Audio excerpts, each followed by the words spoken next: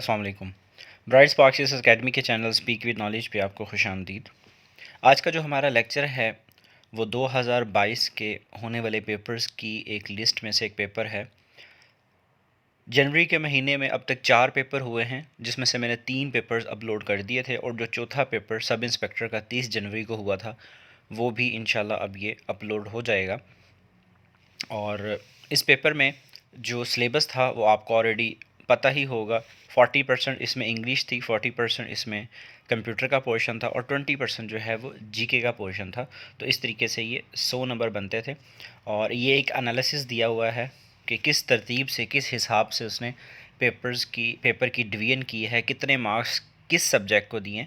क्योंकि 20% जो है वो जीके आना था, तो इसलिए जनरल नॉलेज, करंट अफेयर्स और एवरीडे साइंस, जियोग्राफी वगैरह के जो क्वेश्चंस हैं उसने कम ही दिए।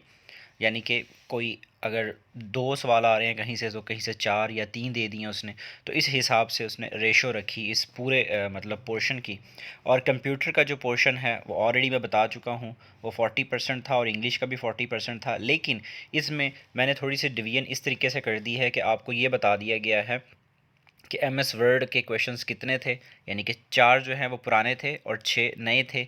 और एमएस पावर पॉइंट जो है उसमें 2 पुराने थे और 2 सवाल उसने नए डाले। सिर्फ 4 सवाल एमएस पावर पॉइंट के आए। सबसे ज़्यादा जो सवाल उसने दिए हैं नए, वो इंटरनेट से रिलेटेड दिए, फिर उसके बाद एक्सेल से रिलेटेड दिए।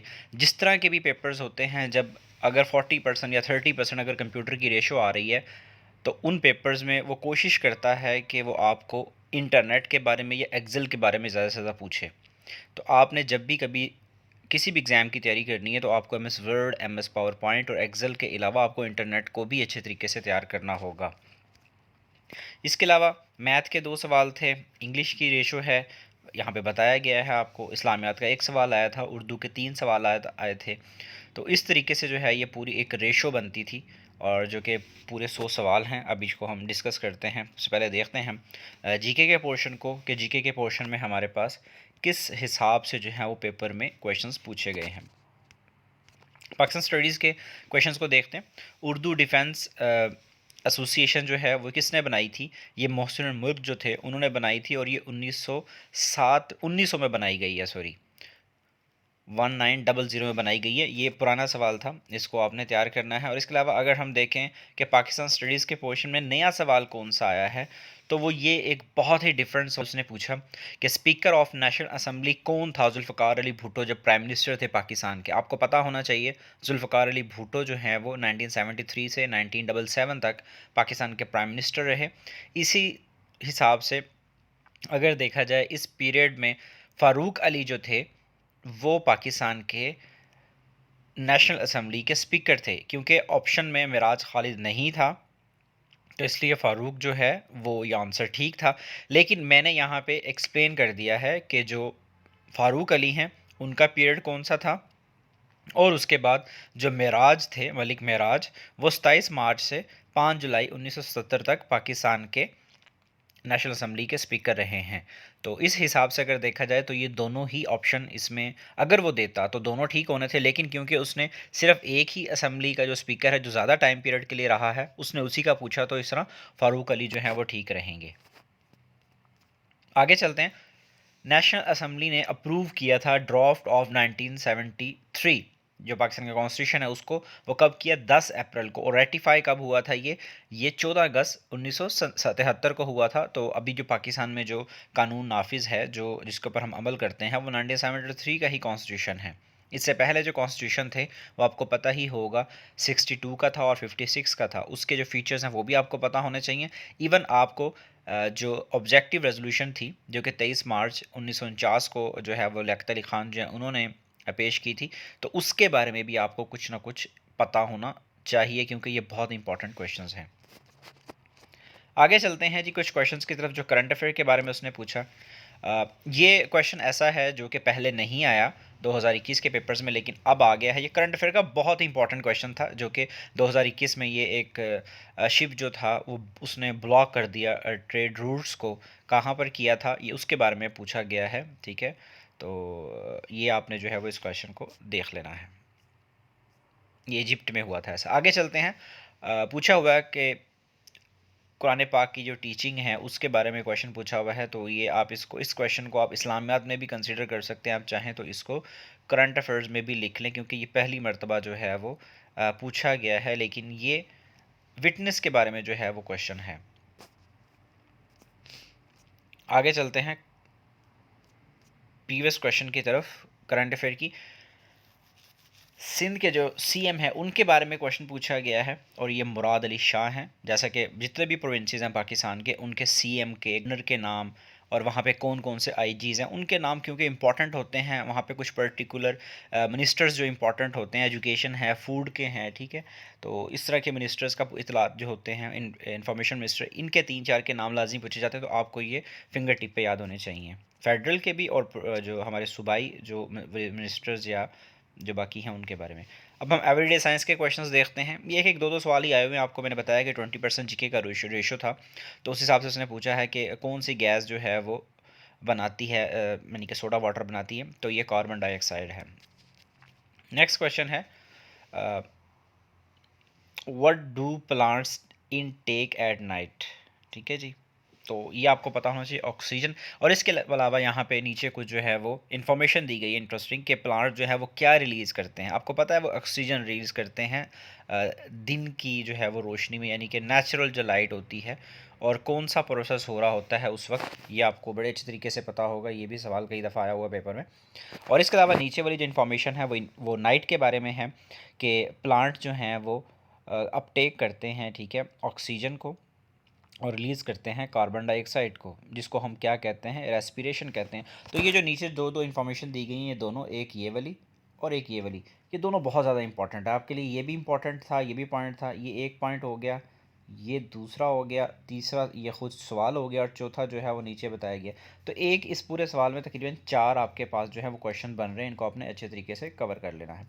आगे चलते हैं। हम एवरीडे साइंस का जो क्वेश्चन है वो पूछा गया आपको, डेड बॉडी जो है ह्यूमन बीइंग की, उसको क्या कहा जाता है। तो पेपर में जो सवाल आया हुआ था उसमें ये ऑप्शन था, मेरे ख्याल से ये दिया हुआ था, ये नहीं दिया हुआ था। ये मैंने खुद से इन्फॉर्मेशन के तौर पर लिखा कि इसका दूसरा नाम जो है वो यही होता है। तो आपने दोनों को अच्छे तरीके से याद कर लेना, ताकि अगर इन फ्यूचर कभी पेपर में सवाल आए तो आपको ये पता होना चाहिए। आगे है जी, ये क्वेश्चन पूछा हुआ है, dash can lift weight about आएगा ये, ठीक है जी। यहाँ पे आपने ये ऑल अबाउट लिखा हुआ है, अबाउट होगा, ठीक है। 50 times of its own weight, तो ये लिखा हुआ आंसर, इसको आपने देख लेना है। लोगों ने, किसी ने डंकी लगाया हुआ था, किसी ने मंकी लगाया हुआ था, किसी ने कुछ लगाया हुआ था। आगे है कुछ ज्योग्राफी के क्वेश्चंस हैं प्रीवियस, उनको देख लेते हैं हम। ये क्वेश्चन है जी हन्ना लेक के बारे में, ठीक है। अब ये कहाँ पर है, बड़ा इंपॉर्टेंट सवाल है, कॉमन सा सवाल है, काफ़ी लोगों को तो वैसे देखते साथ ही पिक हो गया होगा। ये कोयटा में है। इसकी एग्जैक्ट लोकेशन जो है वो मैंने लिख दी है, इसकी रेंज के साथ, जरगोन रेंज जो है उसके साथ है ये, और साथ में उरक वैली जो है वहाँ पर ये इसकी एग्जैक्ट प्योर लोकेशन बनती है, जो कि मैंने यहाँ पे लिख दी है। आपने इसको भी साथ में याद रखना है। पुराना सवाल है, काफ़ी रिपीट होता है। लेक के बारे में अब वो, जैसे ही 2022 के पेपर स्टार्ट हुए हैं, उसने लेक्स के बारे में सवाल पूछना शुरू कर दें। इससे पहले वो ग्लेशियर्स के बारे में, माउंटेन्स के बारे में बहुत ज़्यादा पूछ रहा था। आगे चलते हैं जी। ये बुर्जिल पास, ये क्या है, ये एक हाई माउंटेन पास है जो कि लोकेट करता है हिमालयन रेंज में, और ये किसके करीब है, गिलगित में। अब यहाँ से आपको दो बातें पता चल गई। एक तो आपको इस पास का पता चल गया। अब आने वाले पेपर्स में जिन लोगों के आगे पेपर आ रहे हैं वो जहन में रखें कि पासिस के बारे में क्वेश्चन आ सकते हैं। मैंने पहले ही बताया था कि जो पेपर हो रहा होता है उससे नेक्स्ट 2-3 वीक जो होते हैं उसमें इस तरह वो पैटर्न को लेके चलता है। अगर वो पासिस के क्वेश्चन दे रहा है तो अब आने वाले नेक्स्ट 2-3 वीक में, 4 वीक में वो इस तरह के क्वेश्चन को लाजमी उठाएगा। और दूसरा, आपको ये पता चला इस सवाल में कि ये किस रेंज में है, हिमालयन रेंज में, और हिमालयन रेंज कहाँ पर है, ये यहाँ पर है, ठीक है। तो आपने ये चीज़ याद रखनी है। अफ़गानिस्तान और पाकिस्तान को जो मिलाती है वो कौन सी रेंज है, ये भी इंपॉर्टेंट सवाल है। इस तरह के सवाल है। अब जिस तरीके से चाइना और पाकिस्तान का कौन सा जो बॉर्डर मिलाता है वो खंजराब बॉर्डर है, और इनके यहाँ पे कौन सी जो है ना वो मौजूद है रेंज, वो कुराक्रम है। तो आपको ये चीज़ें पता होनी चाहिए इस तरीके से। आगे चलते हैं। ये देखें, लेक का फिर सवाल आ गया एक। अब उसने ये फिर लेक का सवाल पूछ लिया है, और बड़ा डिफरेंट और यूनिक सा सवाल आया ये। अब ये कहाँ पर है, यूएसए और कनाडा में है। और ये कौन सी लेक में शामिल है, ये जो ग्रेट लेक्स जो है नॉर्थ अमेरिका में, उसमें है। और ग्रेट लेक्स जो हैं वो 5 हैं, ये लिखा हुआ है। ये एक और सवाल है पीपीएससी का, एक ये सवाल हो गया आपके पास, एक ये सवाल हो गया, तो आपको ये पता होना चाहिए। और तीसरा ऑप्शन आपको कभी वो दे दे, अगर वो ये वाला आंसर नहीं देता आपको यूएसए कनाडा का, वो आपको ये वाला दे देगा कि कहाँ पर है, तो ये नॉर्थ अमेरिका में, क्योंकि ये दोनों नॉर्थ अमेरिका में आते हैं, साउथ अमेरिका में नहीं है ये। जैसे कि आपको एक लोकेशन वाला जो है वो बताया था कि आपको ये लोकेशंस पता होनी चाहिए। जब कैपिटल का जो हम लेक्चर जब मैंने दिया था, लेक्चर 2 दिए थे उसके, कैपिटल्स ऑफ द वर्ल्ड के बारे में, तो उसमें मैंने सारा तरतीब से बताया था कि कौन सा कंट्री जो है वो कहाँ पर है। एग्जैक्ट लोकेशंस मैंने साथ साथ बताई थी कैपिटल्स के साथ। तो आपको नॉर्थ और साउथ अमेरिका की जो कंट्रीज़ हैं उनका पता होना चाहिए, क्योंकि वो बहुत ही इंपॉर्टेंट क्वेश्चंस हैं ये वाले, ये पेपर्स में आते होते हैं। अभी वो आजकल नहीं दे रहा है ये वाले सवाल लोकेशंस वाले, लेकिन आगे फ्यूचर में जाके दे सकता है, तो आपने इनको तैयार करना होगा। आगे चलते हैं हम नेक्स्ट क्वेश्चन की तरफ। 5 जो लेक्स हैं उनको याद कर लीजिएगा या उनका नाम सर्च कर लीजिएगा।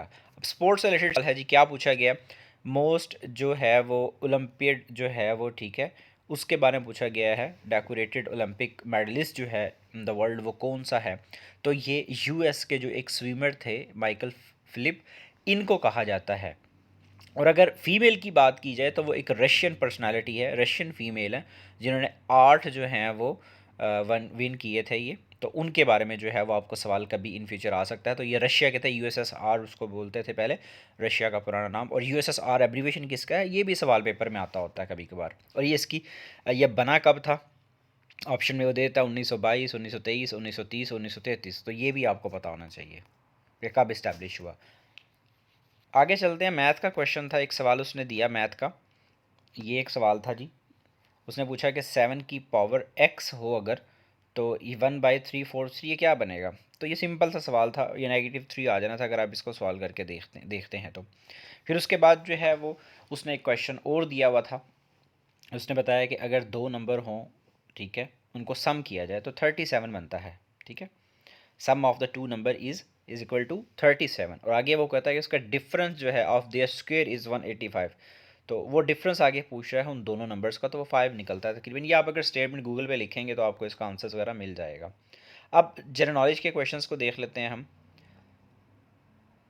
The number of right angle showed by the hands of a clock in a day is dash, 22 है। तो ये भी आपने याद रखना है। अब इसको मैथ में कंसीडर कर लें क्वेश्चन को, इसको जीके का क्वेश्चन कंसीडर कर लें, आपकी अपनी मर्जी है, जिस मर्जी साइड पे ले जाएं आप इसको। जैसे कि एक सवाल मैंने करंट अफेयर में ऐड कर दिया, वो लेकिन था एग्जैक्टली इस्लामियात का, तो करंट अफेयर के सवालों में चला गया, तो एज इट कोई मसला नहीं है, आप अगर चाहें तो उसको इस्लामियात में कंसिडर कर लें। इसी तरीके से इसके बारे में आपको मैंने बता दिया।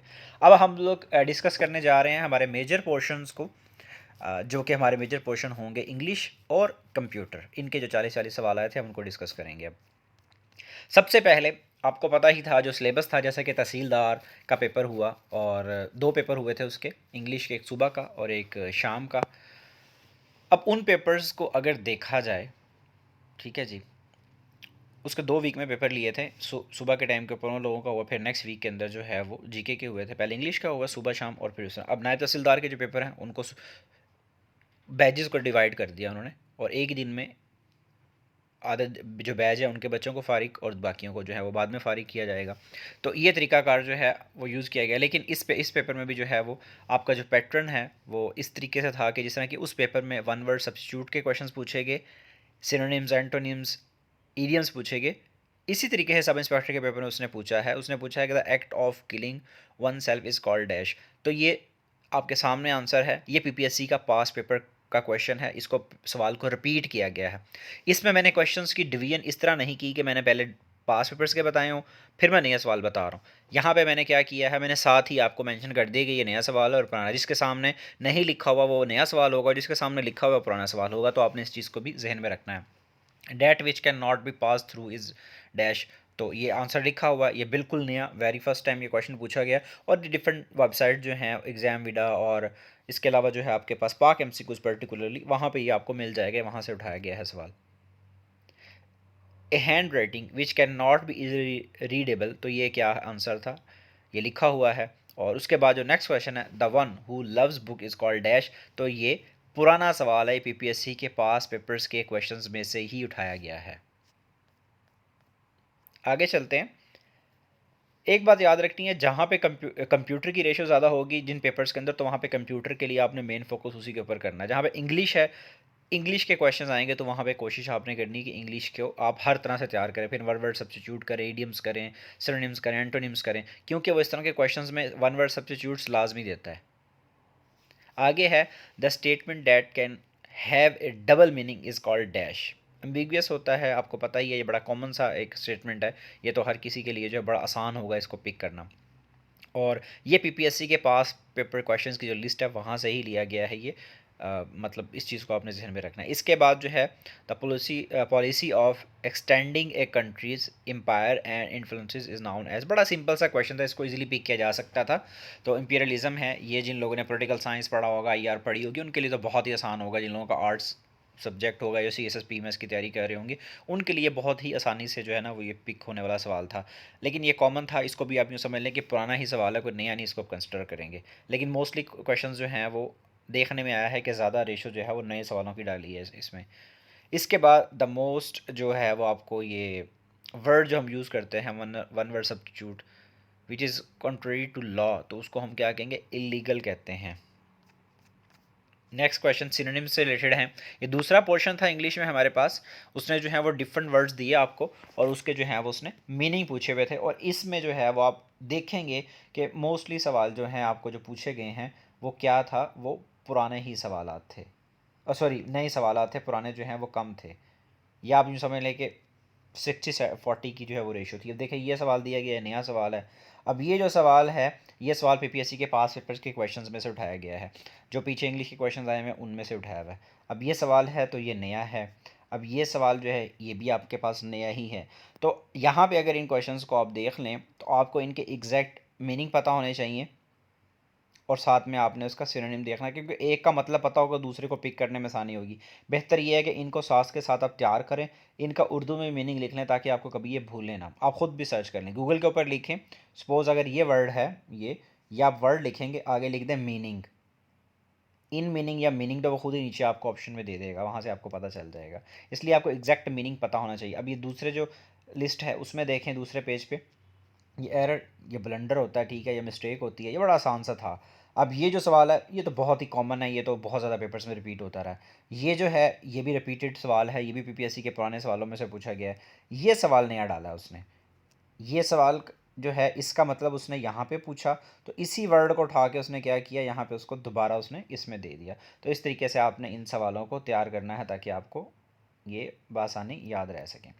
आगे चलते हैं, सिंपथी, ठीक है, ये एंटोनिम्स के बारे में बात आ गई है जी। ये पुराना सवाल है अगर देखा जाए तो, और बड़ा कॉमन सा था, बड़ी आसानी से जो है वो उसको कवर किया जा सकता था। अब देखें जिस तरह उसने पीछे टॉकटिव की बात की है, यहाँ पे एक वर्ड है मतलब दूसरे का, तो साथ ही उसका दूसरा मीनिंग जो है वो भी उसने पूछ लिया है, यानी कि वही वर्ड नीचे डाल के उसने वो कर लिया।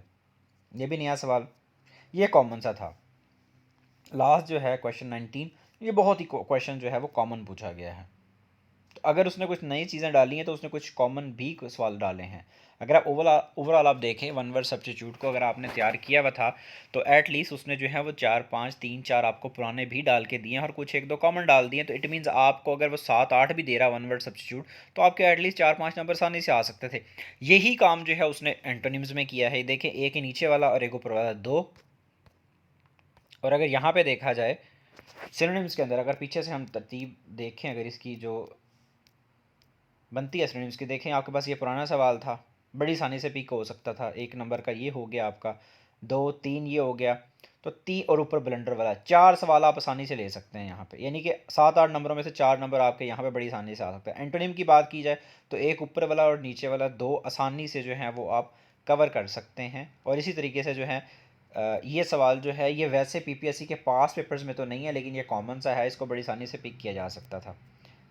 तो ये इस तरीके से था जी। हर पोर्शन के अंदर कम से कम 2 से 3 उसने पुराने या कॉमन सवाल के ज़रिए उसने ऐसी चीज़ें दी हैं कि आप अगर उनको पिक करते जाएं, सॉल्व करते जाएं, तो आप आसानी से जो है वो पेपर को पास कर सकते थे। पेपर को पास करना इतना मुश्किल नहीं था, क्योंकि इस पेपर का मेरिट को इतना ज़्यादा नहीं जाना, क्योंकि नंबर ऑफ़ सीट्स को देख के मेरिट बनता होता है और पेपर को देख करके पेपर कितना आसान है या मुश्किल है। तो उस पर्सपेक्टिव से अगर देखा जाए तो इसमें नंबर लेके पास हुआ जा सकता था, कितनी मुश्किल बात नहीं थी।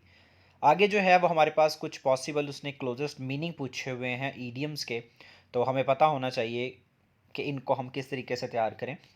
और इनको तैयार करना थोड़ा सा मुश्किल है। जो लोग सीएसएस पीएमएस की तैयारी करते हैं उनकी तो हैबिट बन जाती है। जो नए लोग होते हैं पीपीएससी वाले वन पेपर की तैयारी वाले, उनके लिए काफ़ी मुश्किलात होती हैं इनको तैयार करने में। तो अब बस अगर इसको देखा जाए तो ये एक नया सवाल उसने पूछा हुआ है। ये वाला देखा जाए तो ये काफ़ी जो है वो रिपीट हुआ है। 2019 में पहली मरतबा ये सवाल आया था, फिर 20 में कुछ पेपर्स के अंदर आया, अब इसने 21 में तो नहीं बल्कि 22 के पेपर्स में नहीं, सब इंस्पेक्टर के पेपर में ये सवाल दिया है आपको। तो ये पुराने सवाल में से ही सवाल दिया हुआ है, तो इसको भी आसानी से पिक किया जा सकता था। अगर आपने बुक को अच्छे तरीके से किया हुआ हो तो इट मीन्स आप फिर भी पेपर का कम अज़ कम 30% पोर्शन कर सकते थे। कुछ कॉमन चीज़ें उसने डाली जो कि आपके लिए पिक करने में आसानी था, 40 तक पहुंच सकते थे। और जीके के 20 में से आपने जितनी तैयारी की हुई थी उसको भी अगर आप करते तो एटलीस्ट आपके 50+ इसमें आसानी से नंबर बन रहे हैं। हाँ, जिन लोगों ने फिर बहुत अच्छी तैयारी की हुई है वो 60-65 तक आसानी से नंबर ले सकते थे इस पेपर में। पेपर थोड़ा सा टफ था, मतलब टेक्निकल सा बनाया हुआ था पेपर, उसने नई चीज़ें डाली हुई थी, लेकिन इतना था पेपर के इसमें आप नंबर ले सकते थे। पीपीएससी की जो पास पेपर्स हैं उनसे अगर आप बाहर नहीं ना निकलते, अगर आप उनको भी अच्छे तरीके से कर लेते हैं तो आप आसानी से 40-50 मार्क्स ले सकते हैं। और कुछ क्वेश्चंस वो कॉमन डालता होता है हर पेपर में, 5-7 5-7 4-5, तो आप उनकी मदद से 55 तक 60 तक चले ही जाते हैं। और मेरिट अब इतना ही जा रहा है आजकल।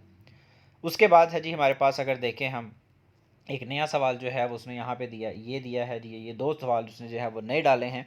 तो इनको भी जो है वो आपने तैयार करना है, बड़ी अच्छे तरीके से कोशिश करनी है कि इनको तैयार करें, क्योंकि अब जो नेक्स्ट आगे पेपर्स आएंगे वो आपको याद करने में, अगर आपको इंटरेस्ट होगा आप इनको याद कर लेंगे तो नेक्स्ट पेपर्स में आपको बहुत हेल्प करेगा। ये किसी पेपर में किसी भी तरीके से आ सकते हैं।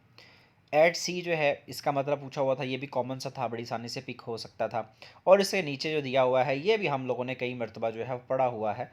ये अलग बात है कि अब डिपेंड करता है कि किस बंदे का कितना का एक्सपोजर है, उसकी कितनी अच्छी इंग्लिश है या कितनी उसकी जो है वो रीडिंग पावर है। अगर उसकी रीडिंग अच्छी होगी तो वो बड़ी आसानी से इसको पिक कर सकता था। ऊपर वाला जो है इससे पिक किया जा सकता था, तो इतना बड़ा मसला नहीं है इसमें भी। आगे चलते हैं। ये आपके सामने है, ये भी पास पेपर का क्वेश्चन है, ये बहुत इंपॉर्टेंट है, बड़ी आसानी से पिक हो सकता था।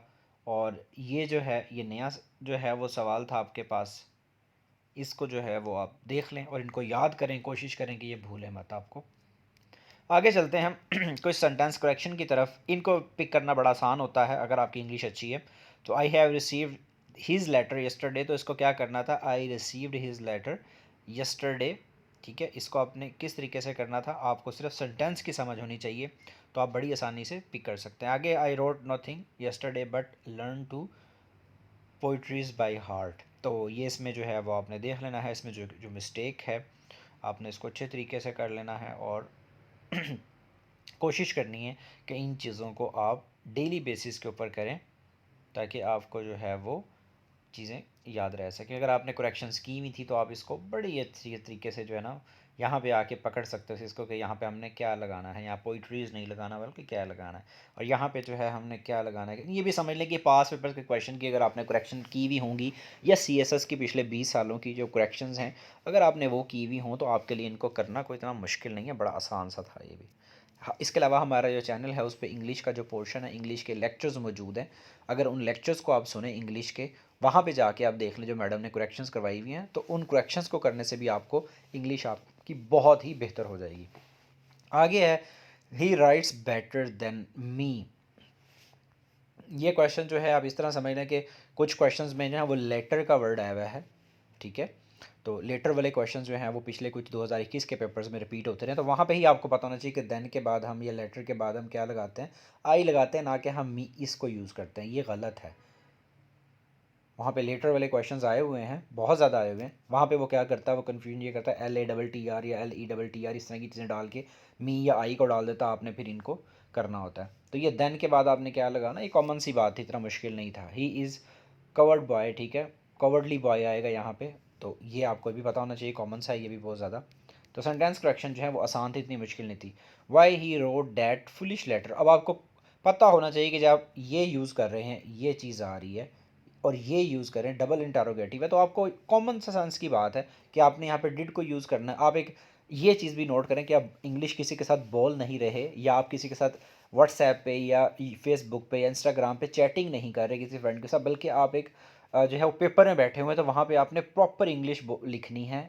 या उसका यूज़ करना है, तो आपको पता होना चाहिए कि वाई के बाद जो हम डिड ज़रूर लगाएंगे, हमने जो है वो सेंटेंसेस को फॉलो करना है। अब दूसरा आपको ये भी पता होना चाहिए कि यहाँ पे उसने रोड का वर्ड यूज़ कर दिया, लेकिन ऐसा नहीं हो सकता कि वाई आया हो और रोट आया हो तो आपने डिड के बाद राइट ही लिखना है। तो ये कुछ इस तरह की चीज़ें थी जो आपके लिए बड़ी इंपॉर्टेंट थी, इसको इस तरीके से पिक करना था। आई हैव 10 रुपीज़ नोट्स, तो आपको पता होना चाहिए कि जब यहाँ पे नंबर बता दिया गया है, 10 बता दिया है, तो यहाँ पे रुपीज़ कभी भी नहीं आएगा, रुपी ही आएगा। तो ये सेंटेंस की करेक्शंस थी, इनको आपने ठीक करना था, मिस्टेक्स उसने डाली हुई थी। इस तरह की चीज़ें बहुत इंपॉर्टेंट होती हैं। अगर इनको आपने नहीं तैयार किया तो हमारे चैनल पे जाके आप जो लिस्ट है प्लेलिस्ट वहाँ पे जाएँ, वहाँ पे इंग्लिश का जो पोर्शन है उसको आप लाजमी सुने, उन लेक्चर्स को मैडम के तैयार करें, आपको बहुत बेनिफिट होगा। आगे चलते हैं, कुछ सूटेबल वर्ड्स हमने यूज़ करने थे, जो कि एक बड़ा ही एक इम्पॉर्टेंट पार्ट था अगर आपके पेपर को देखा जाए। तो उसमें उसने पूछा हुआ कि the man that sold my house was a minister. तो अब ये टू होम आएगा कि वो आदमी जिसको वो मकान हमने बेचा, ठीक है, या मैंने बेचा, तो वो क्या आना था, टू होम आना था। आपको पता होना चाहिए यहाँ पे विच या डैट इस तरह की चीज़ लगाने से बेहतर जो है वो हमारे पास टू होम है, हम होम लगाएंगे। तो उसके बाद जो है नेक्स्ट देख सकते हैं हम, द अक्यूज्ड डिनाइड आएगा, having made any statement. Accuse के बाद हमेशा ऑफ लगता होता है, लेकिन यहाँ पे जो है वो हम डिनाइड लिखेंगे। यहाँ पे जो ऑप्शन के अकॉर्डिंग अगर हम चीज़ों को लेके चलें तो यहाँ पे डिनाइड आंसर बनता है। अब हम जा रहे हैं कंप्यूटर के पोर्शन की तरफ, क्योंकि हमारा जो मेजर पोर्शन था इंग्लिश का उसको हमने कवर कर लिया है। उसमें हमारे पास जो क्वेश्चन थे हमने सारे डिस्कस कर लिए हैं। उसमें जो है वह 3-4 तरह से जो है वह तरतीब थी क्वेश्चंस की। वन वर्ड सब्स्टिट्यूट थे, सिनोनिम्स थे, एंटोनिम्स थे, मोस्ट सूटेबल वर्ड्स जो आपने यूज़ करने थे वो आए हैं अभी। फिर उसके बाद आपका सेंटेंस करेक्शन आई है, ठीक है, और ईडियम्स वगैरह 5-6 पोर्शंस को मिला के उसने 40 नंबर का पेपर बनाया हुआ था आपका।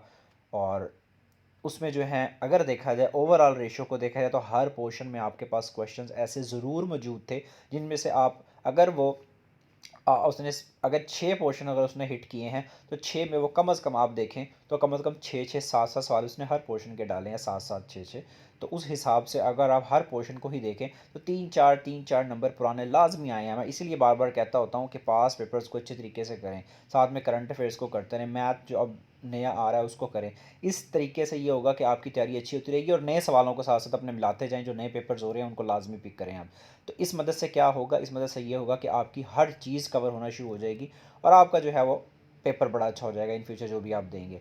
तो आप उस इंग्लिश के पोर्शन में से आसानी से 20 से 25 नंबर निकाल सकते थे जिस तरह का उसने पेपर ये बनाया हुआ था।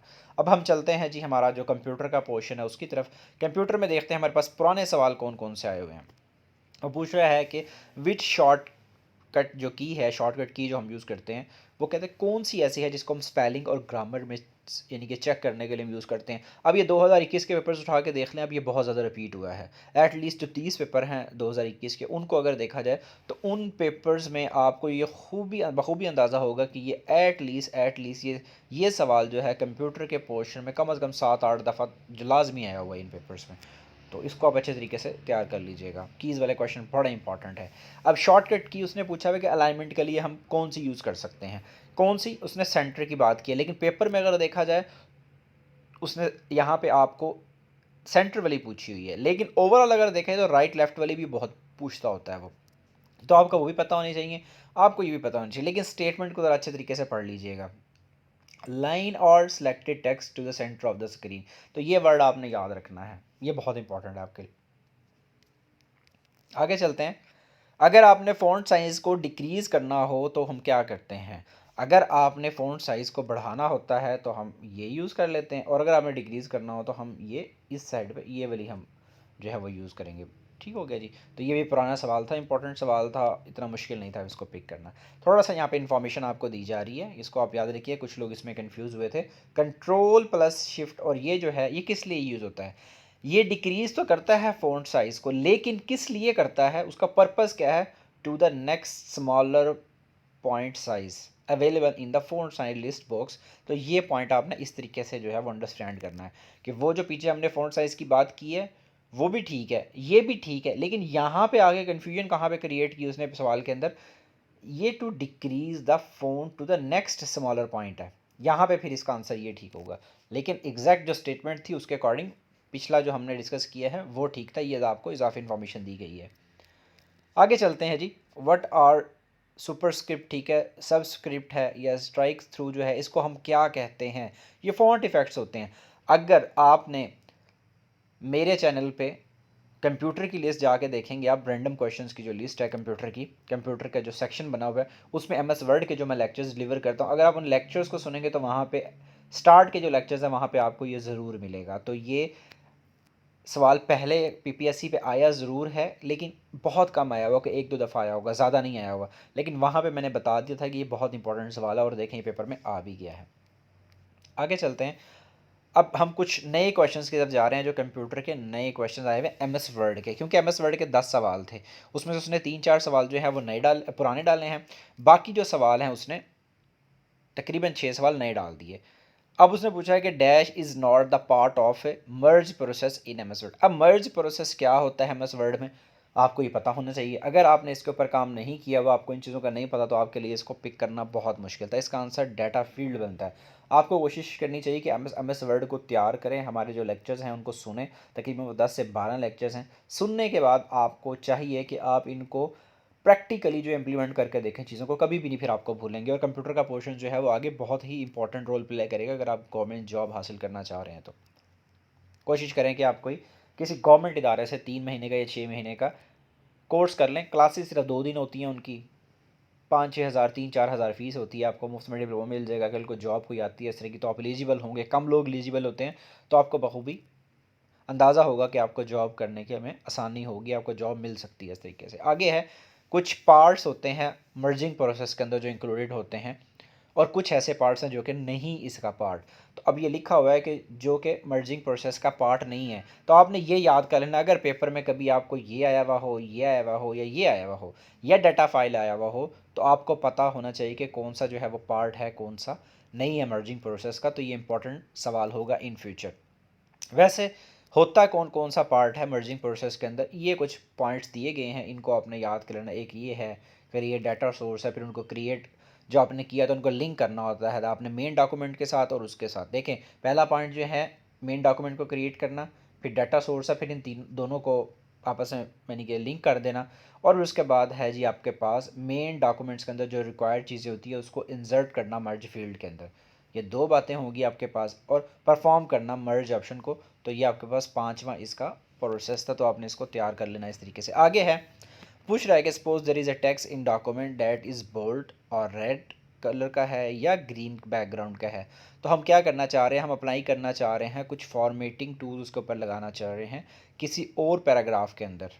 और करना भी कैसे जा रहे हैं, हम वन गो में करना चाह रहे हैं। तो उसके लिए हम कौन सा ऑप्शन जो है, कौन सी कमांड जो है, या कौन सा फीचर यूँ कह सकते हैं हम यूज़ करेंगे। तो ये फॉर्मेट पेंटर जो है हम इसको यूज़ करेंगे। ये जो है वो आपने इस तरीके से इसको कवर करना था। आगे चलते हैं।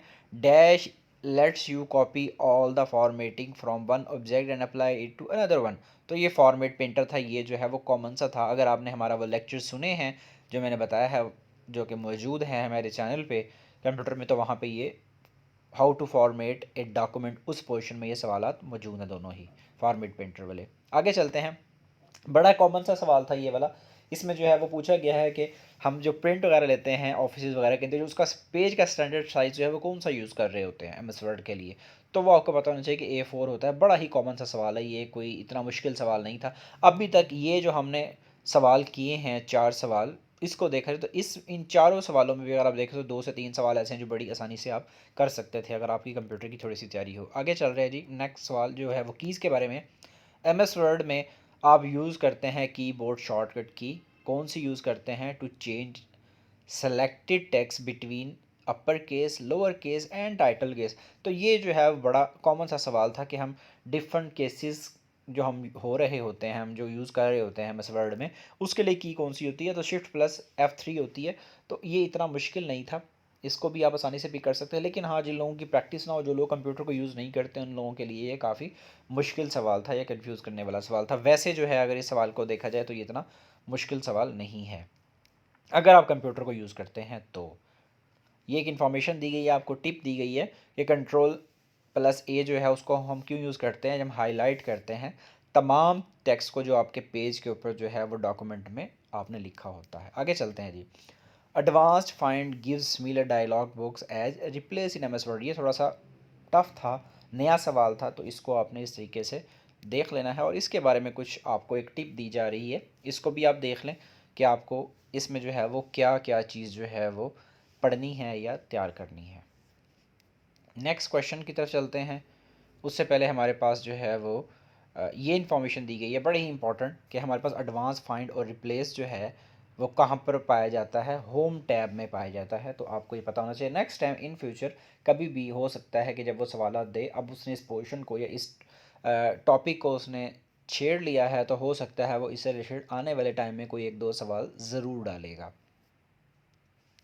नेक्स्ट क्वेश्चन है जी, नेक्स्ट हमारे पास पावर पॉइंट का सेक्शन शुरू हो रहा है। पहले हमने एमएस वर्ड के पोर्शन को कवर किया, उसके पुराने और नए सवाल किए 10 जो बनते थे। अब पावर पॉइंट के सवाल हैं टोटल 4, दो जो है हमारे पास नए सवाल हैं वो देख लेते हैं हम, इसके बाद दो नए सवालों को देखेंगे। ये एनिमेशन स्कीम के बारे में सवाल है जी। एनिमेशन स्कीम के बारे में सवाल जो है वो ये काफ़ी रिपीट होता है। इसमें आपसे पूछा जाता है कि हम एमएस पावर पॉइंट जो है उसमें कौन सा फीचर जो है वो यूज़ करेंगे कि हम मोशन इफ़ेक्ट्स को अप्लाई करें तो डिफरेंट ऑब्जेक्ट्स के ऊपर एक स्लाइड में, तो हमारे पास क्या आंसर आता है, एनिमेशन स्कीम आता है, तो आपको ये पता होना चाहिए। इसके बाद है जी, which view of Microsoft PowerPoint जो है वो डिस्प्ले करता है ओनली टेक्स्ट, यानी कि टाइटल्स को और बुलेट्स को जो है वो शो करता है। तो नन ऑफ दीज पेपर में आंसर था, इसका आंसर बनता था आउटलाइन व्यू। तो ये डिफरेंट जो दो तीन व्यू हैं एम एस पावर पॉइंट में, उनके फीचर्स आपको फिंगर टिप पे याद होने चाहिए, क्योंकि ये मोस्ट कॉमनली पेपर में पूछे जाते हैं, इस तरह के सवाल आते हैं। अब हम नए सवाल की तरफ चलते हैं कि हमारे पास एम एस पावर पॉइंट के कौन से सवाल ऐसे हैं जो नए पूछे गए हैं। वो पूछ रहा है आपसे कि how do you customise a slide in PowerPoint. तो ये ट्रांजिशन के ज़रिए किया जाता है। अगर आपने ट्रांजिशन का जो फीचर है उसको यूज़ किया हुआ हो पावर पॉइंट में, तो आपके लिए इसको पिक करना सवाल को आसान था। लेकिन मसला ही ये है कि मोस्टली लोगों ने रट्टे मारे हुए हैं कंप्यूटर को, क्वेश्चंस को, बस जो पेपर में आए हुए हैं या कहीं से डाटा मिल गया उसको किया हुआ, उसने प्रैक्टिकली किसी ने भी नहीं किया हुआ।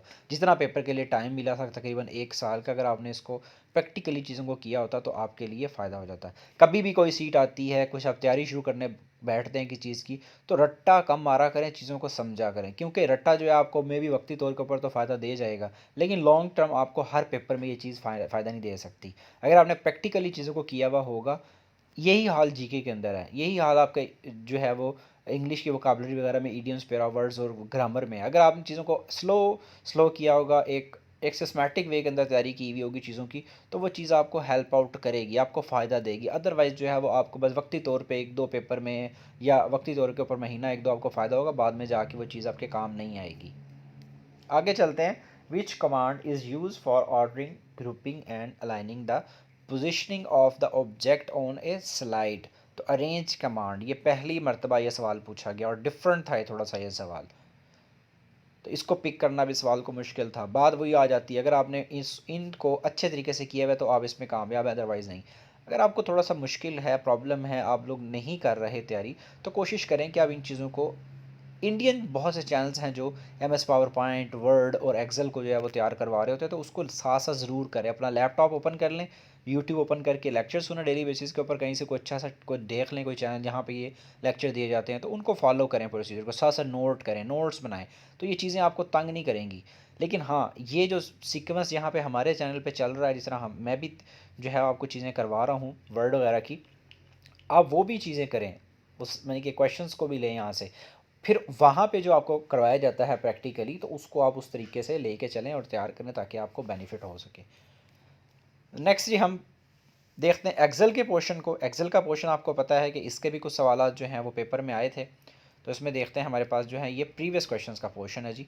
विच is use to display the content of active cell. Formula bar हम यूज़ करते हैं, ये भी बड़ा कॉमन सा सवाल था और पहले पेपर में कई दफ़ा जो है वो ये आ चुका है। आगे चलते हैं नेक्स्ट क्वेश्चन की तरफ। In M S Excel template is combination of different dash fonts, effects and colours. तो इसका आंसर जो था हमारे पास ऑल ऑफ दीज बनता था। अगर मेरा कोई क्वेश्चन आपने पीछे से जो है वो सुना है अब तक का लेक्चर, कोई क्वेश्चन जो मैंने बताया उसका आंसर गलत हो, तो आप हमें व्हाट्सएप नंबर पे मैसेज कर सकते हैं, या आप हमारा जो ये चैनल पे कमेंट सेक्शन बॉक्स है उसमें भी आप बता सकते हैं कि ये फ़लाँ सवाल जो है वो गलत है। लेकिन रिक्वेस्ट है कि आपने साथ में रेफरेंस ज़रूर देना है। रेफरेंस के बगैर आपने कोई भी चीज़ जो है वो इस तरीके से यहाँ पे नहीं मेंशन करनी। कोई यहाँ पे रेफरेंस होना चाहिए जिसको आप बताएं, मेंशन करें कि ये आपने जो सवाल बताया है इसका जवाब गलत है, तो इसको ठीक कर लें। आगे चलते हैं जी नेक्स्ट क्वेश्चन की तरफ। अब एक्सेल के जो पुराने सवाल थे वो 2 थे और नए सवाल जो हैं वो तकरीबन 8 पूछे गए हैं। पूछ रहा है कि what is the change in the appearance of A value और लेबल इन सेल, यानी कि एमएस एक्सेल में जो है वो सेल की बात कर रहा है, सेल से रिलेटेड सवाल आया हुआ है। तो ये क्या है, फॉर्मेटिंग होती है। ये भी उन लोगों के लिए बड़ा आसान था जिन लोगों ने कंप्यूटर की अच्छी तैयारी की हुई हो, ये बड़ी आसानी से पिक हो सकता था। आगे है जी नेक्स्ट सवाल। एम एस एक्सेल में arguments can refer to both individual cells and cell range and must be enclosed within dash. तो ये भी सवाल जो है वो आपने इसको देख लेना है। आगे चलते हैं। How can you access track change in M S Excel. तो ये भी कहाँ पे मिलेगा आपको, रिव्यू टैब में, तो इसको भी आपने देख लेना है। आगे चलते हैं। In M S Excel if you press dash the cell accepts you typing as it contents. तो ये एंटर हम प्रेस करेंगे। बहुत से लोग इस सवाल का जवाब जो है वो गलत लिख के आए हैं, तो ये आपको पता होना चाहिए कि इसका आंसर एंटर था। आगे चलते हैं। While typing a formula in a cell the first thing that must be entered is equal sign. इस सवाल को भी लोगों ने गलत जो है वो किया है। हालांकि फार्मूला जो है जब भी लिखा जाता है या कोई भी चीज़ इस तरह की जाती है तो हम क्या करते हैं, हम इक्वल का साइन डालते हैं, उससे पहले नहीं कुछ भी हो सकता। तो ये कॉमन सा सवाल था, कॉमन सेंस का सवाल था, लेकिन जिन लोगों ने तैयारी नहीं की हुई थी या जिन लोगों ने तुक्के मारे हुए थे या रट्टे मारे हुए थे उनके लिए शायद ये गलत हो गया हो, लेकिन ये थोड़ा सा कॉमन सेंस का सवाल था। Which is use to perform what if analysis in M S Excel. तो इसके लिए आंसर ऑल ऑफ दीज बनता है, लेकिन आप चाहें तो इसको सही तरह से सर्च कर सकते हैं। तो यहाँ पे ऑप्शन जो हैं वो दी हुई हैं। पेपर में ये 4 ऑप्शन थी, साथ में ऑल ऑफ दीज़ का जो है वो ऑप्शन भी मौजूद था, तो इसका आंसर ऑल ऑफ दीज़ ही बनता था। लेकिन मैं फिर कह रहा हूँ, आप चाहें तो इसको अच्छे तरीके से चेक कर लीजिएगा अपनी तसल्ली के लिए। नेक्स्ट चलते हैं हम। वो पूछ रहा है कि इन एनी सेपरेट शीट, ठीक है, वर्कशीट की बात हो रही है, the letters are use to represent dash. आपको अब ये पता होना चाहिए कि रोज़ किस चीज़ को रिप्रेजेंट करती हैं और कॉलम्स किस चीज़ को जो है वो रिप्रेजेंट करती हैं एमएस एक्सेल में। तो उस हिसाब से ये क्वेश्चन था, आपको इसको पिक करने में बड़ी आसानी हो सकती थी। आसान सवाल था। जैसा कि बताया गया कि वर्कशीट जो है उसको सेपरेट शीट भी कहा जाता है, ये भी आपने याद रखना। ये भी इन फ्यूचर कभी भी ये सवाल पेपर में आ सकता है आपको। आगे है जी, सेल्स जो हैं वो आइडेंटिफाई करते हैं combination of letters and numbers को, और जो नंबर्स जो यूज़ होते हैं वो रिप्रेजेंट कर रहे होते हैं रोज़ को। तो आपने ये पॉइंट याद रख लेना है, आपके लिए ज़रूरी है। जैसे कि ये आपको यहाँ पे बताया गया है, ये letters are use to represent columns, और यहाँ पे आपको सारा कॉम्बिनेशन बता दिया गया है कि लेटर और नंबर्स जो हैं वो किसका कॉम्बिनेशन होते हैं, सेल का होते हैं। आगे चलते हैं। Dash is not the correct method of editing the cell content. तो ऑल्ट की जो है उसके बारे में ये आंसर है। आगे चलते हैं। अब हम कुछ क्वेश्चंस देखते हैं जो कंप्यूटर के बारे में हैं, लेकिन वो इंटरनेट के क्वेश्चंस होंगे। इसमें भी कुछ सवाल जो है कॉमन सेंस के डाले गए हुए थे, जो कि कॉमन सवाल हैं, इतने मुश्किल नहीं थे। कुछ जो हैं वो थोड़े से टफ थे। तो dash is the function of all internet browsers are and used to ask the browser to send you the most updated version of the page you are viewing।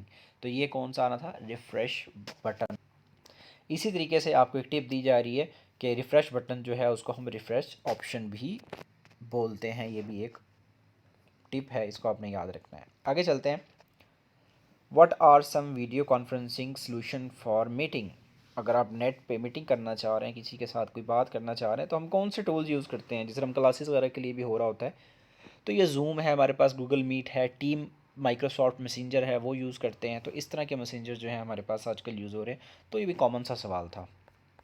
आगे चलते हैं। Dash is a standard window control that display the percentage of completion of a particular process as a graphical bar, progress bar. ये Windows से related सवाल है, लेकिन मैंने इसको इंटरनेट के पोर्शन में ही रखा, तो आपने इसको भी देख लेना है, टफ था थोड़ा सा। एड्रेस बार जो होती है वो कहाँ पे डिस्प्ले होती है? प्रोग्रेस बार में। आगे, how do I hide the favourite bar in internet explorer? Menu bar में से। नेक्स्ट क्वेश्चन से पहले एक टिप है, ये एक लिखा हुआ है, इसको आप देख सकते हैं, ये भी कभी पेपर में आ सकता है, आपको सवाल इंपॉर्टेंट हो सकता है ये। आगे है जी, how to quickly close web browsers on a window computer, Alt+F4। और ये एक और टिप दी गई है आपको, इसको भी आपने देख लेना है। नेक्स्ट क्वेश्चन है जी, name the powerful application for the developing website and mobile applications Adobe Dreamweaver. ये भी आपको एक नया सवाल देखने को मिलेगा, पहले ये सवाल पेपर में नहीं आया हुआ, उसने जो है वो बड़ा डिफरेंट सा यूनिक सा सवाल जो है पेपर में डाला। तो जिन लोगों को मे भी इसका आइडिया हो बड़ी आसानी से पिक कर गए होंगे, और बाकी लोगों के लिए ये सवाल काफ़ी टफ था। 30 सवाल जो हैं हम अब तक डिस्कस कर चुके हैं।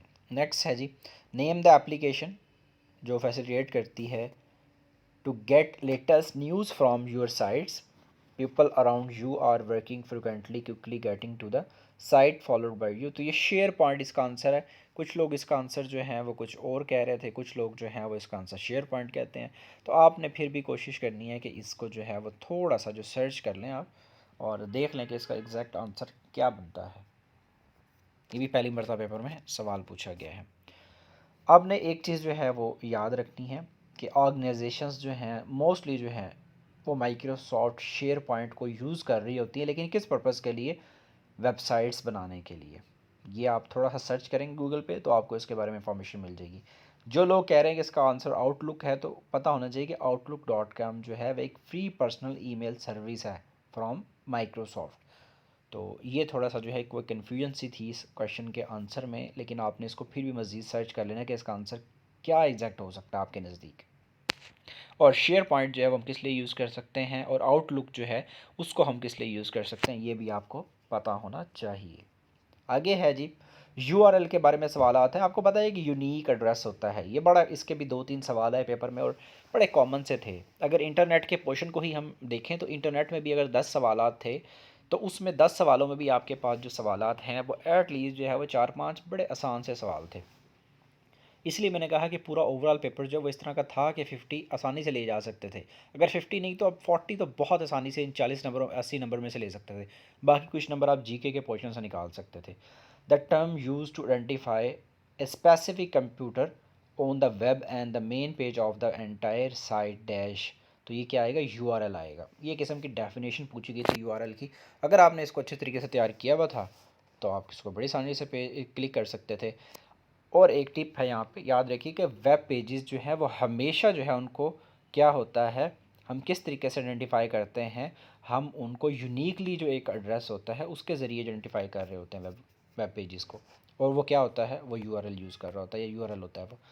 अब यूआरएल की यहाँ पे आपको डेफिनेशन बताई गई, तो आपके पास एग्जांपल भी आपको पता होनी चाहिए थी। अब ये सवाल उसने थोड़ा सा चेंज किया है। पहले वो ये क्या करता था, पहले वो HTTP 2 डॉट/ डाल के वो www या PPSC पूछ लेता था। यहाँ पे उसने एक दफ़ा गूगल का पूछ लिया, वरना वो क्या करता है, वो ईमेल का पूछता था कि ईमेल कौन सी है इनमें से फॉलोइंग में से। वो क्या करेगा, आपको एक ऑप्शन वो ये दे देगा, ये वाला, साथ में वो क्या करेगा, ppsc.gov.pk इस तरह करके दे देगा। फिर वो एक और नीचे कुछ दे देगा। तो आपके पास वो पहले सवाल पूछता था ईमेल एड्रेस कौन सा है इसमें से, नीचे में से आपको ईमेल एड्रेस का पता होना चाहिए कि ईमेल एड्रेस में क्या यूज़ कर रहे होते हैं। और जो यूआरएल होता है उसमें हम लोग ये यूज़ कर रहे होते हैं, ये चीज़। और फिर ये पूरा ठीक है जी। तो ये आपने पॉइंट याद रखना है, www डॉट जिसमें ये भी होता है। आगे चलते हैं जी, यूनिफॉर्म रिसोर्स लोकेटर बोला जाता है यूआरएल को। ये एक एब्रीवेशन है, ये भी पेपर में बहुत आया हुआ है। और ये क्या होता है? ये एड्रेस होता है किसी भी वेबसाइट का ऑन इंटरनेट। तो ये दो बातें यहाँ पे आपको बताई गई हैं यूआरएल के बारे में। दो सवाल यूआरएल के पीछे हमने डिस्कस किए, आगे मैंने उसके बारे में दो बातें आपको बता दी, तो आपने याद कर लेनी, 4 बातें होगी हैं। आगे है a feature in which user can chat with his friends and not with public is called that. तो इंस्टेंट मैसेजिंग है ये। कुछ लोगों के लिए ये कॉमन था सवाल जिनका एक्सपोजर ज़्यादा है इंटरनेट से रिलेटेड, तो बाकी लोगों के लिए ये नया सवाल था, तो इसलिए उनके लिए मुश्किल भी हो सकता है। नेक्स्ट है जी, टिप है आपके पास, इसको भी आपने जो है वो पढ़ लेना है, अच्छे तरीके से कवर कर लेना है, ताकि अगर ये इस तरह की कोई चीज़ आती है तो आप उसको कवर कर सकें। अब हमारे पास कुछ क्वेश्चंस आ रहे हैं कंप्यूटर इंटरनेट के बारे में, जो कि हम यूँ कह सकते हैं कि जी पुराने सवाल आते हैं हमारे पास। Name the first page of a website, हम क्या कहते हैं, होम पेज कहते हैं। 2021 के पेपर्स के सवालात अगर आप जाके देखें तो उन सवालों में भी ये सवाल आपको बड़ी आसानी से मिल जाएगा। नेक्स्ट है कुछ इन्फॉर्मेशन आपके पास कि होम पेज जो है इसको हम क्या कह सकते हैं, हम इसको होम पेज को ये भी बोल सकते हैं इंडेक्स पेज, ये बात याद रखनी है। और इसका एड्रेस क्या बनेगा या फाइल नेम क्या बनेगी, ये बनेगी। तो ये दो बातें हैं, एक ये जो कि सबसे इंपॉर्टेंट है और दूसरी बात ये, इसको भी आपने देख लेना है ताकि अगर आप इसको पेपर में देखें तो पिक कर सकें। आगे चलते हैं। Dash is not a type of broadband internet connection. तो ये हमारे पास क्या होता है, डायल अप होता है। मैंने एक लेक्चर डिलीवर किया था, आई गेस 38th लेक्चर था मेरा जीके का जो लेक्चर्स की सीरीज़ है उसको अगर आप देखें तो वहाँ पे आपने जो क्वेश्चंस देखे होंगे वहाँ पे मैंने इनके बारे में, इवन यूआरएल के बारे में भी बहुत डिटेल में चीज़ें बताई हुई हैं। यूआरएल के बारे में बहुत डिटेल में है चीज़ें, वेबसाइट्स के बारे में, इंटरनेट के बारे में और ईमेल्स के बारे में बहुत डिटेल में। जितने भी बीपीएससी के पास पेपर्स के क्वेश्चन हैं सारे वहाँ पे मौजूद हैं और वहाँ से ये सवाल उठाया गया है। वहाँ पे आपको ब्रॉडबैंड के बारे में, डीएसएल के बारे में, डायल अप के बारे में, मोडेम के बारे में, हर चीज़ के बारे में 4-4 5-5 सवाल जो पास पेपर्स में आए हुए वो सारे सेक्शन बना के आपको यानी कि बताए गए हैं। उनको अगर आपने सुना हुआ था उन लेक्चर्स को तो आपके लिए इसको पिक करना बहुत आसान था। आगे है जी कुछ यहाँ पे इंफॉर्मेशन दी गई है, आपको पता होना चाहिए कि केबल्स या डीएसएल और सेटेलाइट्स ये क्या है। These are actually the type of broadband internet connection. ये भी आपको इन फ्यूचर कभी भी पेपर में पूछा जा सकता है। अगर इनडायरेक्टली देखा जाए तो पीपीएससी में इस तरह का सवाल पहले आया हुआ है, ये कोई नया सवाल नई बात मैंने यहाँ पर नहीं लिखी। हमारा अब जो नेक्स्ट पोर्शन है और लास्ट पोर्शन होगा वो ईमेल के बारे में है। कुछ सवाल जो हैं वो पेपर में ईमेल के बारे में या विंडो के बारे में पूछे गए थे, इनको भी हम देख लेते हैं कि इनके बारे में क्या सवाल है। वो पूछ रहा है कि the process of verification of login name and password is known as dash. तो ये कॉमन सा सवाल था, कोई इतना मुश्किल नहीं था, अथेंटिकेशन इसका आंसर था। आगे है द SMPT, ये क्या है, ये एक प्रोटोकॉल होता है जिसको हम यूज़ करते हैं ट्रांसफरिंग मैसेज बिटवीन यूज़र, जो एंड यूज़र होता है, और मेल सर्वर दरमियान। ये जो एब्रीवेशन है ये तो पेपर में काफ़ी दफ़ा आया हुआ है और जो मैंने अभी बात की थोड़ी देर पहले कि आप अगर हमारा 39th लेक्चर देखेंगे तो वहाँ पे आपको ये बड़ी आसानी से जो है मिल जाएगा। इसके बारे में भी वहाँ पे डिटेल में बताया गया है, आईपी एड्रेस के बारे में और इसके बारे में। नेक्स्ट क्वेश्चन देखते हैं हम, ये हमारा नेक्स्ट क्वेश्चन क्या है। नेक्स्ट है जी which folder retains copies of messages that you have started but are not yet ready to send an email.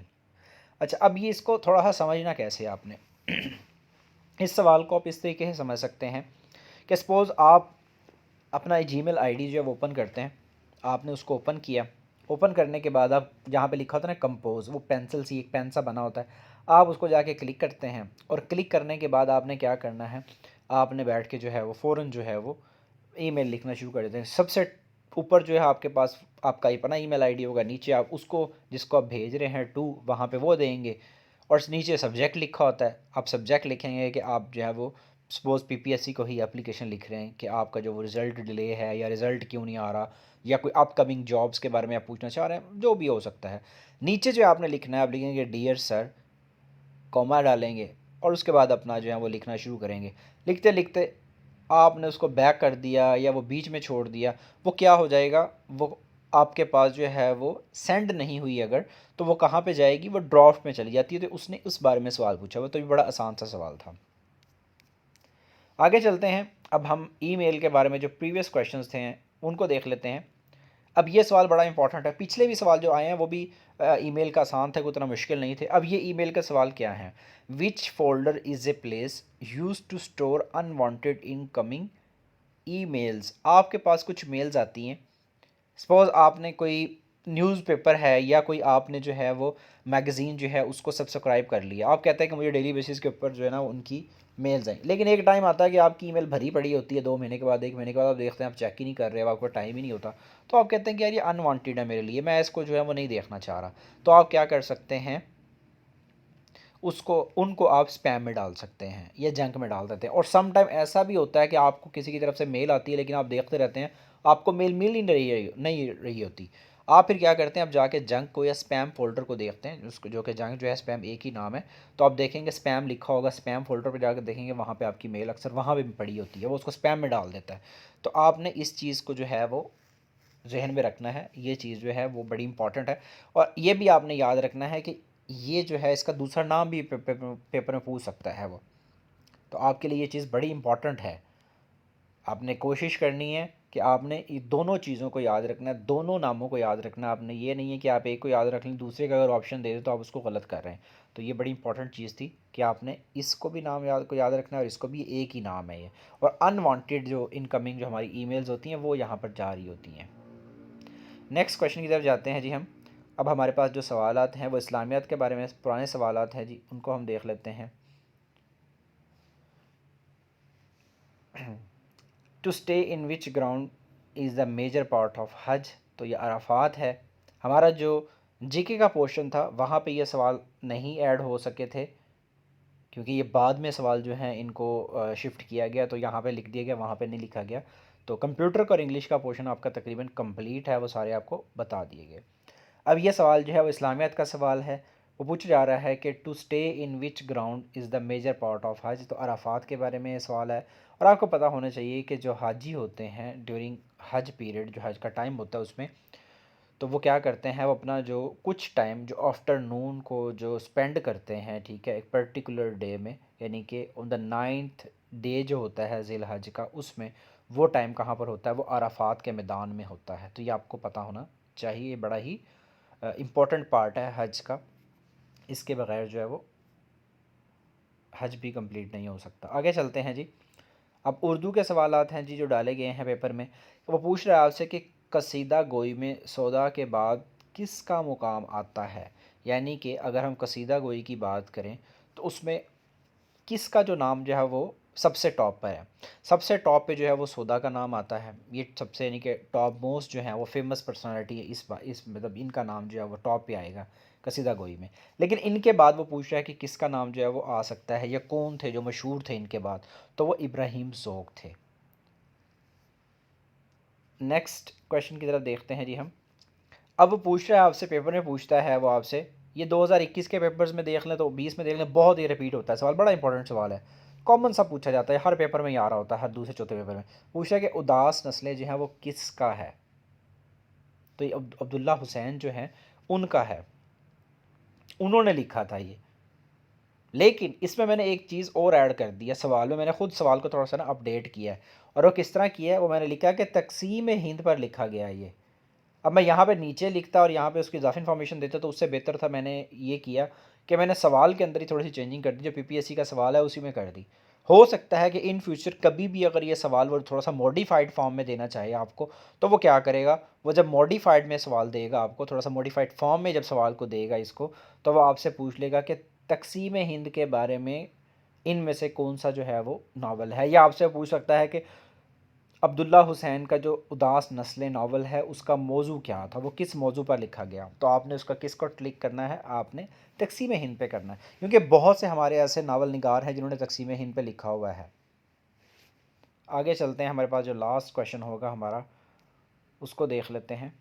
उससे पहले कुछ इन्फॉर्मेशन है कि पहली जंग अजीम जो हुई थी उसमें आज़ादी के ख्वाब देखने वालों का किस्सा, बंटवारे की विपता और सबसे बढ़कर मोहब्बत की दास्तान के बारे में पाकिस्तान के जो मकबूल तरीन जो मुसन्नफ़ है मुस्तनसर हुसैन ताड़र, ये उनके जो हैं वो बताए गए हैं। उन्होंने क्या कहा था उदास नस्लें के बारे में, उन्होंने कहा था कि पाकिस्तान का पहला नावल है ये, पाकिस्तान बनने के बाद जो है इनके लिखा गया था। इन्होंने इनके पाकिस्तान का पहला नावल, मुस्तनसर हुसैन ताड़र ने कौन से नावल को पहला नावल करार दिया पाकिस्तान का, तो वो उदास नस्लें। ये भी एक नया सवाल बन गया यहाँ पे, इसीलिए जो है वो मैंने इन्फॉर्मेशन में डाल दिया है। और वो क्या कहते हैं, वो कहते हैं कि मैंने उदास नस्लें उस वक्त पढ़ना शुरू किया था जब मैंने खुद लिखना शुरू नहीं किया था। तो ये एक इन्फॉर्मेशन थी जो कि आपको मैंने दी है, इसको आपने इस तरीके से देख लेना। आगे है, जब इश्क सिखाता है अदाब खुद आगाही, खिलते हैं ग़ुलामों पर इसरार शहनशाही, इस शेर में रदीफ़ क्या है, कोई भी नहीं। तो ये इसका जवाब बनता है। बाकी आप मज़ीद इसको चाहें तो सर्च कर सकते हैं। इस तरीके से जो है ना वो आपके ये 100 सवाल पूरे हो गए हैं। आप इसको अच्छे तरीके से कोशिश करेंगे तैयार करें, और इसमें कोई चीज़ आपके लिए मिस नहीं होनी चाहिए। एक एक सवाल को गौर से पढ़ें, गौर से तैयार करें, और जो है वो कोशिश करके अगले पेपर्स की तैयारी में इनको अपना तैयारी का हिस्सा बनाएं। ठीक है जी, आप चैनल को जो है वो फॉलो करते रहें। अगर आपने चैनल को सब्सक्राइब नहीं किया तो सब्सक्राइब कर लें, और अगर आपने हमारे चैनल की जो नोटिफिकेशन की जो बेल है उसको क्लिक नहीं किया तो आपको कभी भी सारे नोटिफिकेशन नहीं मिलेंगे। आप कोशिश करें कि जो बेल नोटिफिकेशन है उसको ऑन कर लें। आप उस बेल के ऊपर क्लिक करेंगे जहाँ पे वो सब्सक्राइबर के साथ है, तो वहाँ पे ऑल की नोटिफिकेशन की ऑप्शन आएगी, उसको ऑल पे क्लिक करें ताकि आपको सारी इन्फॉर्मेशन मिलती रहे। ठीक है जी, अपना ख्याल रखिएगा। अल्लाह हाफिज़।